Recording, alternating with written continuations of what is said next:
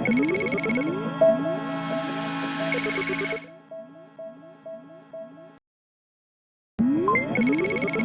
today's episode of 26 Minutes with Dr. Warren Seigel on the Zurmed show, we're diving into a topic that touches every aspect of our well-being, but often gets overlooked: oral health. I'm your host, Dr. Warren Seigel. Joining me today is a distinguished guest, Dr. Polina Ornstein, a renowned expert in the field of dentistry. Together, we'll explore the latest advancements, dispel some common myths, and provide practical advice to keep your smile bright and healthy. Thank you so much, Dr. Ornstein, for joining us today. So tell us a little bit about yourself. So my name is Polina. I'm from Brooklyn, New York. I actually grew up not too far from South Brooklyn Health. I went to undergrad at Hunter College, and then I did a postbac at Brooklyn College, and later I went to dental school at NYU College of Dentistry.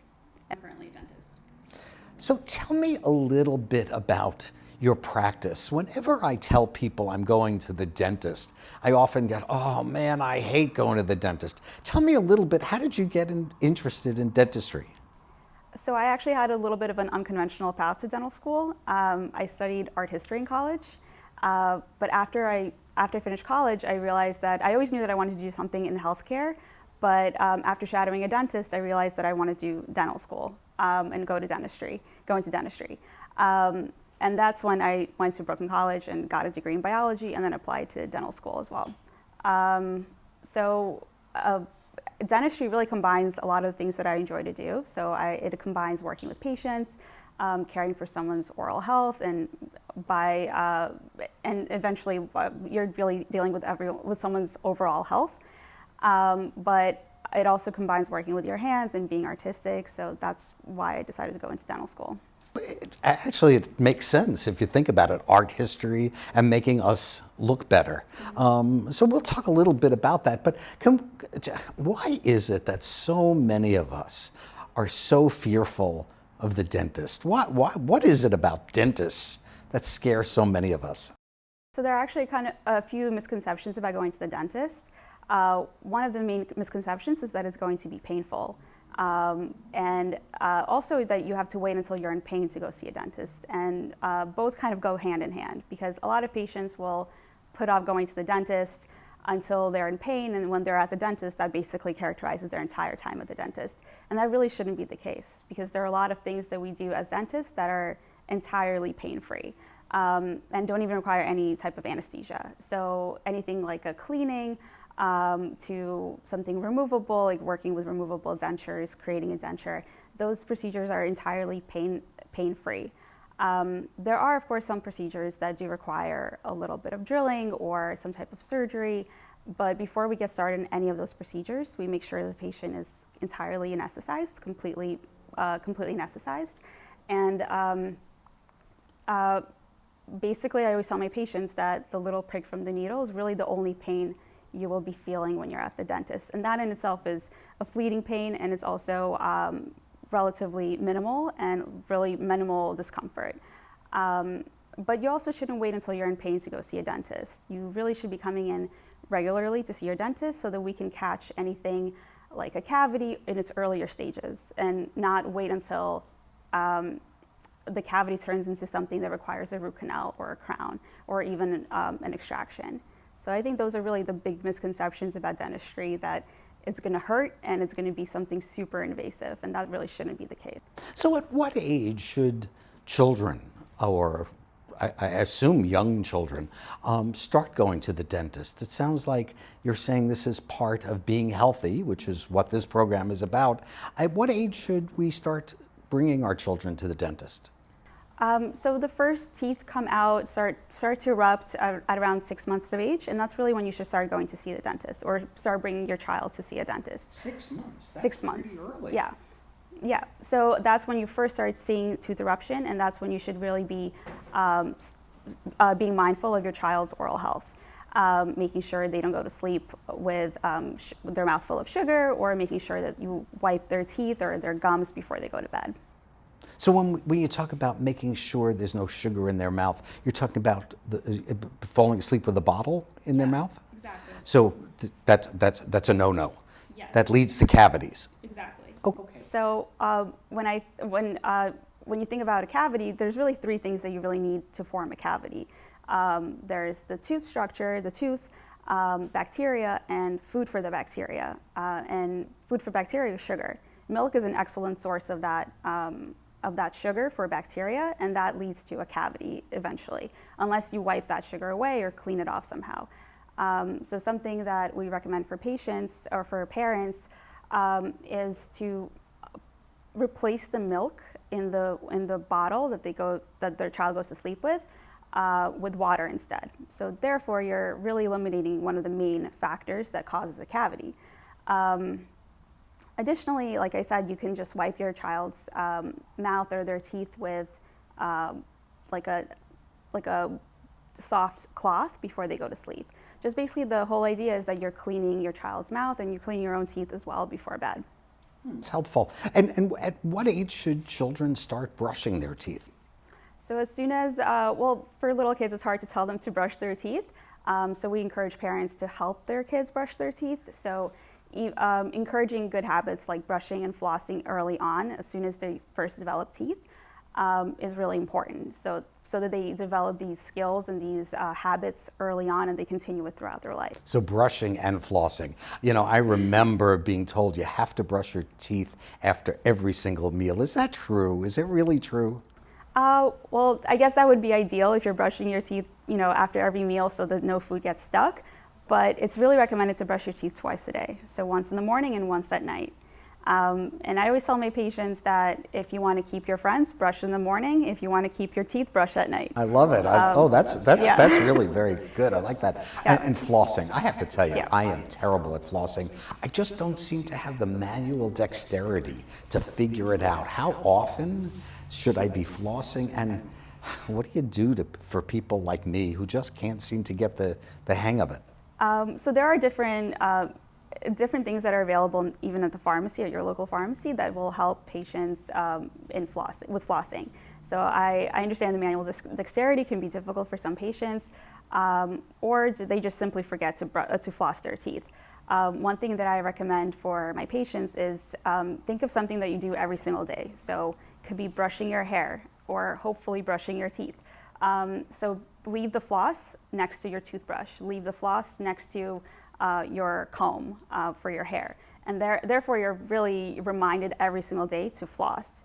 And of course, it's recommended to floss, after your meals. But if you're going to be flossing, at least at some point, at least floss at the end of the day. You're cleaning out potentially any food that gets stuck. Anything that basically accumulates throughout the day, you're cleaning it out before you go to bed. So should I brush my teeth first and then floss first and then brush my teeth? It sounds silly, but Yeah. concretely, what are people supposed to do? I don't know if there's actually any significant difference between doing one or the other first, but I would recommend brushing first and then flossing. Brushing first, then flossing. For me personally, that's just an easier thing to do. So brush twice a day, floss at least once a day. Yeah. We're getting better. But again, what about those people that just can't seem to figure out how to do it? Is there a helpful hint? Is there something new that I can buy or do to help me floss? So for patients who don't like to use the floss, there's also something called a water pick that helps you get in between your teeth and clean areas in between your teeth.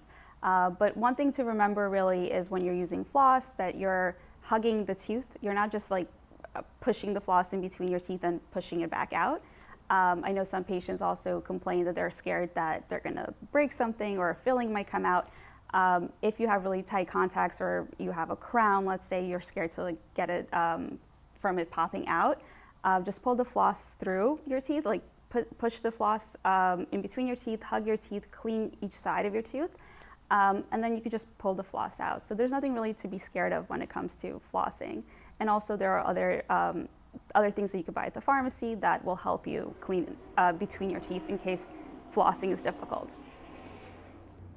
So you mentioned that going to the dentist and the things that happen during preventive care really aren't painful. What are some of the modern things that have changed in dentistry over the past few years that have make it a little easier for those of us who are afraid to go to the dentist?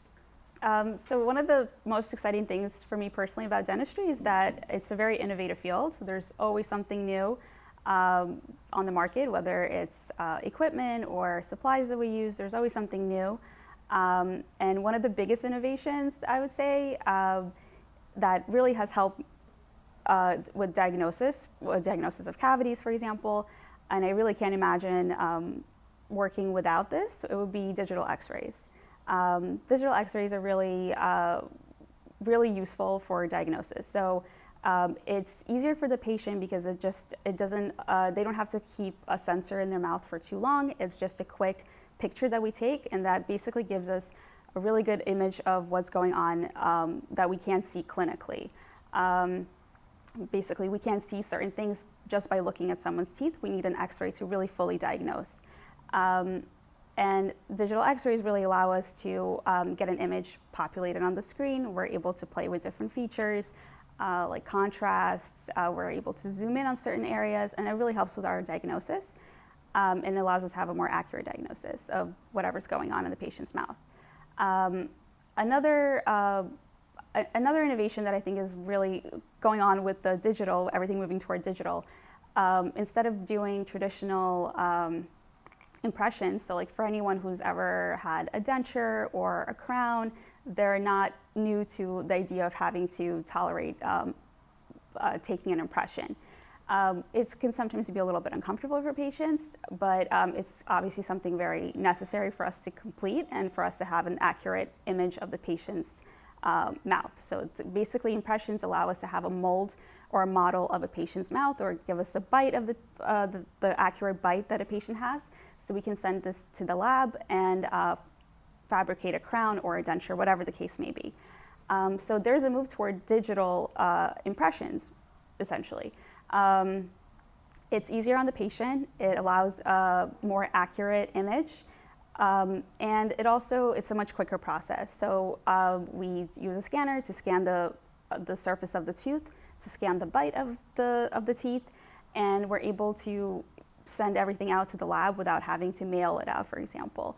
So that's one of a great innovation as well that's been helping us with treatments for our patients. And it's not only easier for us, but it's also easier on the patient. How often do you have to have that done? When I think of going to my internist, I've got to go at least once a year, sometimes more often. How often should people see their dentist?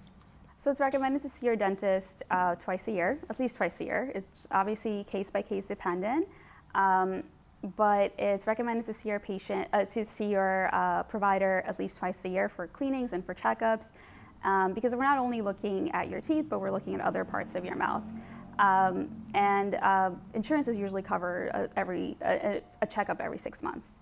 So 6 months, I would say, is a good general guideline. But of course, if you need to come in, your dentist will tell you that you need to come in more frequently, maybe every 3 months or maybe every 4 months, depending on the patient. So you mentioned insurance. I have to ask, why is dentistry so expensive? It seems like no matter how good my insurance is, it doesn't cover whatever my dentist says I need. Why is that? So, this is something that a lot of patients complain about, that dentistry can be expensive. But like I mentioned, the innovations that we have in dentistry, there are a lot of things that are there are a lot of things behind the scenes that the patient might not be fully aware of that goes into their dental care and their dental treatment. It's not just the dentist doing some type of work, but we also work really closely with labs. We have to send a lot of things to a laboratory to help us process the impressions that we take in order to fabricate a crown, let's say, or a denture. So all of that obviously has some type of fee associated with it. Also, we have a lot of different materials that we use. So every time you come in for a filling, as opposed to, let's say, an extraction or a root canal, we use completely different instruments. So we use a lot of different equipment, a lot of different instruments. So there's a lot that goes into dental care that contributes to the high costs, unfortunately. But there are insurances that do help patients make dentistry a little bit more affordable.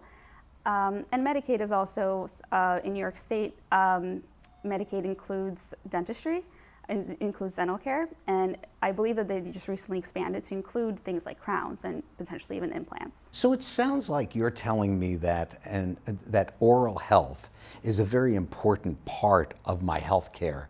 And from a prevention standpoint, I should be seeing my dentist at least twice a year. Can you explain why is it so important to have healthy teeth? How does that impact on my overall health? Mm-hmm. That's a really good question, and maybe my answer is going to sound a little too obvious, but your mouth is really part of your entire body. They're all interconnected. So your mouth is not a distinct part that is completely unrelated to the rest of your body or the rest of your health. There are actually links between things like diabetes and periodontitis, which is gum disease. So they both impact each other. If you have uncontrolled diabetes, it's harder, or you're more likely to get periodontitis, and vice versa. If you have uncontrolled periodontitis, it's harder to control or maintain your diabetes. So in addition to that, when I think about the reason why patients come see a dentist, there's really two main reasons why someone would come. You're either in pain, or you're not happy with the way your teeth look. You're not happy with your smile, you're maybe missing a tooth, and missing a tooth might contribute to you not being able to smile, but it also might contribute to you not being able to eat certain foods. So both are equally important and valid reasons for going to the dentist. So for example, if someone who's had a toothache will tell you that it might be some of the worst pain they've ever felt. It prevents them from going to sleep, or it keeps them up at night. They're not able to drink water. They're not able to bite anything. So it actually has like a really big impact on your overall life, on your daily life. And that's one of the main reasons why it's important for us to care about our teeth and to maintain healthy teeth. We don't want to lose any of our teeth because that also prevents us from eating certain foods, and that obviously impacts our nutritional intake and overall health. But I think also really important to keep in mind is that patients who might not be in pain but are simply not smiling or don't feel comfortable being in social settings or being around other people or shy about their smile, that has a really big impact on their everyday life as well. So I think those are two really big reasons why it's important for us to really care about our oral health and oral hygiene. That makes perfect sense. I mean, I can see where a sense of self-esteem or lack of self-esteem because you're embarrassed about how you look and your smile, that makes sense. But I didn't realize the association between an infection, the gum disease and diabetes. I've also heard that there's also an association between oral health and heart disease. Can you explain that a little bit? Yeah, so I mean, dental care, dental infections, they can spread to other parts of the body. That has an impact on your overall health, whether it's heart disease or any other, diabetes. There are many different parts of your body that are impacted by your oral health. But there are also things that we see manifest in the mouth before before we even realize there's something systemic going on. So an example would be if a patient has, let's say, uncontrolled HIV, or they're not aware they have HIV, or poorly maintained HIV. They might, in the mouth, we might be seeing some type of candidiasis or some type of infection. So it's really important to be mindful of our overall health, how it affects our oral hygiene or oral health, and vice versa. You mentioned a little while ago, that dentists don't just deal with teeth, but also the surrounding structures. You made it sound like you're looking at more than my smile when I come to see you. Can you talk about what other parts of my mouth are you looking at besides the gums? That I get, but what else are you looking for? So we're looking everywhere inside your mouth. When you think about it, your dentist is really the only provider that is doing a thorough exam of your oral cavity. Your general doctor might not be looking at your gums, at your cheek, at your tongue, at all these different parts of your mouth, but the dentist is. So when you're coming to see your dentist, we're not just looking at your teeth. We're not just checking for cavities. We're also, with every new exam that we do and for every checkup, we're doing a quick cancer screening. So that involves doing a head and neck exam. So we're looking at your bone levels, which is related to gum disease or periodontitis, but we're also looking for any lesions, any new lesions, any signs of potential infection. We're checking the top of your tongue, the floor of the mouth, the bottom of your tongue, the sides of your tongue, where we might be pulling your cheek to the side. We're checking your hard palate, your soft palate, and we're also checking your neck to see if there are any lumps or bumps or anything out of the ordinary that might suggest that there's some type of infection going on. And we're really the ones who are screening you for oral cancer and oropharyngeal cancer. Wow, that's incredible. It sounds like you're doing a lot more than I ever imagined. You're saying I need to see the dentist twice a year. I need to take some responsibility and brush my teeth at least twice a day. I got to start flossing. I've got to see my dentist twice a year, not just for my teeth, not just for my smile, not just so I look good, but that I stay healthy. Can we talk a little bit about what does it mean as we age? I remember years ago when I was a child, it seemed like every commercial was for dentures. I never see anybody with dentures anymore. Is that because they don't do dentures anymore? Are people taking their teeth more seriously and not losing their teeth? What are the things that happen as we get older that we should worry about with our teeth? So your teeth, there's a big misconception that with age you're going to lose your tooth. But that is not necessarily the case. If you have good oral habits and oral hygiene, you can maintain your teeth for longer. But dentures are still widely used. They are common, but maybe they look a little bit better because of all the different materials that we use and they might look a little bit more aesthetic or more natural. But there's also been a shift toward implants. A lot of my patients will come in if they're missing a tooth or a couple of teeth. They're very interested in getting implants. There are, of course, some people who are still a little bit fearful of doing something more invasive like an implant or any type of surgery. For those people, for those patients, dentures are still a really great option. But implants are really something, they've been around for a long time, but I would say probably in the last maybe 20 or so years, they've become very popular. So the benefit of getting something like an implant is that it's really the most, it's the closest thing you can get to replacing your tooth with an artificial tooth. It's not removable, so it stays in your mouth. The implant gets embedded within your bone, gets integrated in your bone, and after everything heals, you're able to place a crown on top of that implant. So think of it like making a little hole in your bone, putting a screw in that bone, and then eventually placing a crown. So you won't be able to tell that someone is missing a tooth, basically. So that's something that's very attractive to a lot of patients. They're really interested in something like an implant.